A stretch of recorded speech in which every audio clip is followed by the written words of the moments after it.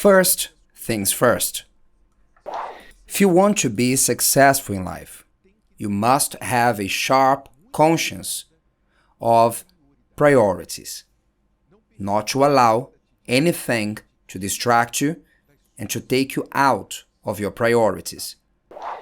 Nowadays, an enemy does not need to destroy you. They only need to distract you so that you may build nothing out of the things you want. Let's understand this from a biblical context, from the story of Nehemiah. Nehemiah's story is one of my favorite in the Holy Scripture because he was a leader, he was a man who realized many achievements in days that the people of Israel were destroyed in ashes. However, with attitude, focus, a sense of priority, with firmness, Nehemiah lifted a city from ashes in only 52 days. Here is a recommendation for you to read this story in the book of Nehemiah, which is not a long book in the Bible, and will bring you precious lessons. We're going to draw 3 lessons from chapter 6, right at the start, that says that when Nehemiah was busy rebuilding the walls of Jerusalem, Jerusalem was destroyed and burnt to the ground, so he came to rebuild the walls. Meanwhile, the enemies of Jerusalem and of Nehemiah called him 4 times at least, invited him, Nehemiah, to have a chat over some coffee or tea. The intention of the enemies was clear: to take him out of the work, out of his work, his focus, his priority. What was Nehemiah's response? You can read in verse 3, chapter 6. After receiving the invitation, so I sent messengers to them saying, Nehemiah writes, I am doing a great work, so that I cannot come down. Why should the work cease, while I leave it and go down to you? Which means, Nehemiah understood that not every invitation requires our attention.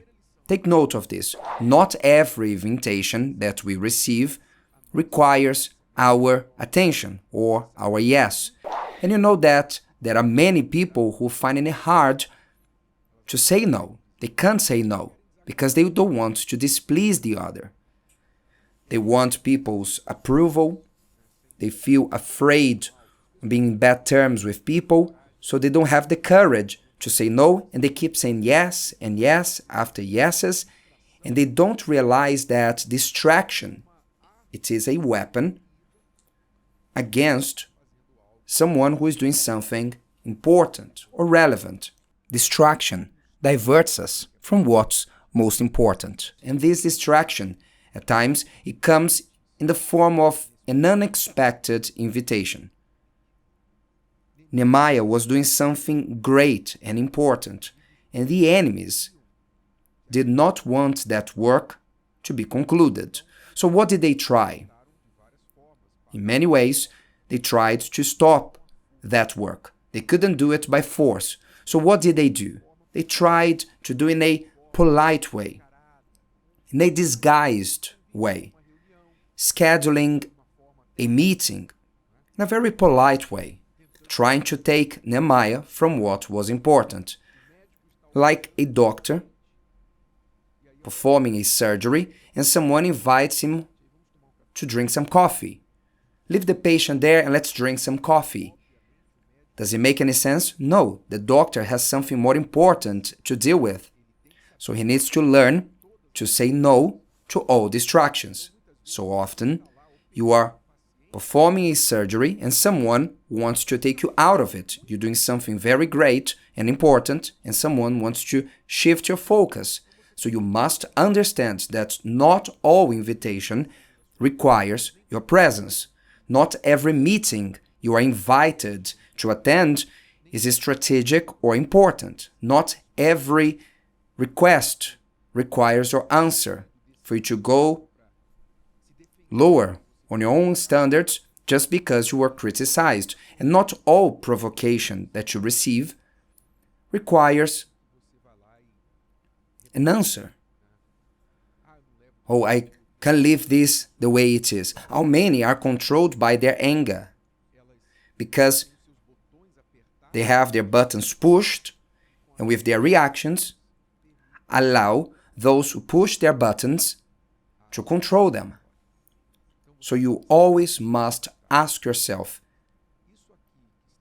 this which is requiring my attention, does it make it closer or further from my priorities?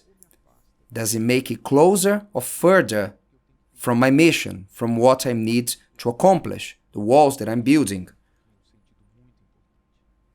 Walls in the sense of something very important. Second lesson, when we have a clear mission, clarity about what we want to accomplish, then we find it easy to say no. Nehemiah knew two things. He knew what he was doing, and he knew the value of what he was doing. That's why when he answered to the invitation of his enemies, he said, I'm doing a great work. He didn't say, maybe, perhaps on another day, I'll think about it. He didn't give a polite answer. No, he was straight to the point. What I'm doing is very important, and I'm sorry, I cannot go down. He knew that to stop that, it would be wasting time. And he couldn't allow others to control his schedule, his priorities. So this teaches us, those who are not in control of their own lives and priorities become hostages to someone else's schedule.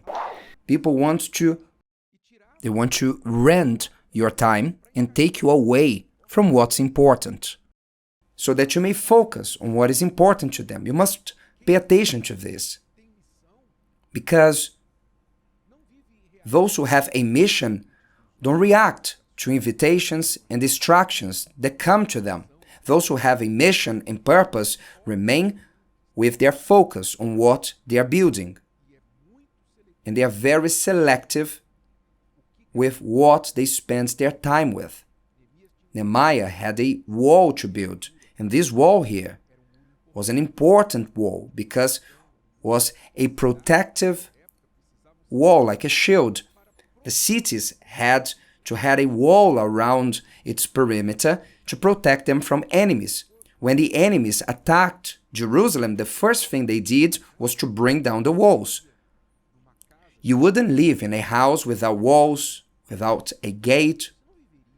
You wouldn't live in a place with no walls. Likewise, in our lives, we need to build certain walls that will set certain perimeters. I will not allow these to enter my house. We need to have this sense of limit to protect our time, marriage. This I don't allow in my house. This content I will not watch. I will not allow my children to watch this.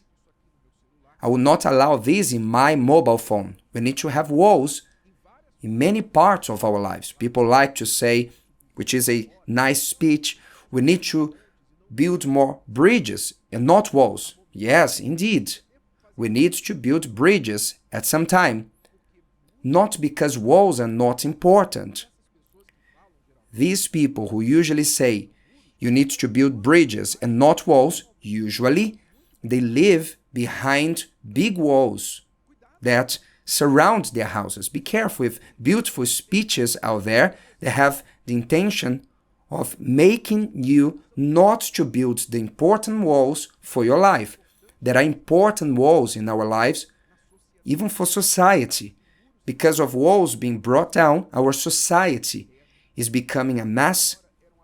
Things that before was an absurdity Now people allow to happen because people are losing the sense of limits.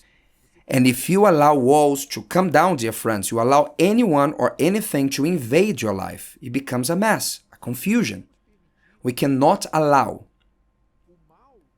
evil or an enemy to enter our lives, destroy our lives, because we're not careful enough, like Nehemiah was, to build a wall to protect the city and the people who was living there. So this second lesson, those who have clarity about their mission, they find it easy to say no. When you don't decide your priorities, someone else will do that for you. And the third lesson is, you see that the enemies sent 4 invitations to Nehemiah, which means enemies are persistent. When there's persistence with distractions, there is always a bad intention behind it. That persistence with distraction has an agenda, has a purpose.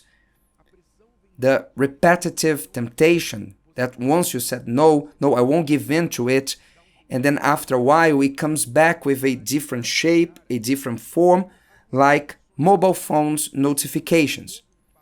You listen to a noise, you ignore it, but soon another one comes, soon it vibrates, and then you grab your phone and the distraction overcomes you. These are temptations and the enemies who often insist to take you out of your focus, and by persistence, they win. So it's not enough to say once, twice, or 3 times, and on the 4th or 5th, you just say yes, you lost. The enemy knows that you will say for 3 times no or 10 times no, and then later you say a yes. For you to overcome the enemy, you need to be constantly, at all times, overcome the persistence of the enemy with your no. It is no, and that's it. It's over. This persistence is what helps us to overcome. So, concluding what we said, if you are focused on building your family, rebuilding your marriage, you are repairing your spiritual life, you are focusing on getting closer to God, seeking His presence, communion with God, you are focused on coming out of debt. This year, I'll become debt-free. Never again I will have debt.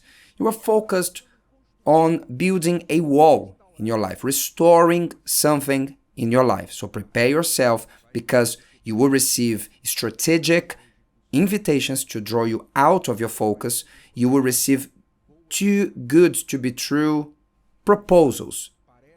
They seem to be good, but they are just traps to take you out of your focus, and you will always have a queue of people wanting to talk to you. Just 1 minute. A chat over some tea. Don't forget that these attempts are not neutral. They have an objective to take you out of the wall, so that you may be vulnerable and you may build nothing, and the enemy is the one who will build on top of you. If today's video helped you and you know someone that could benefit from it, share it with them, and if you haven't subscribed to the channel, you may do so now. See you later.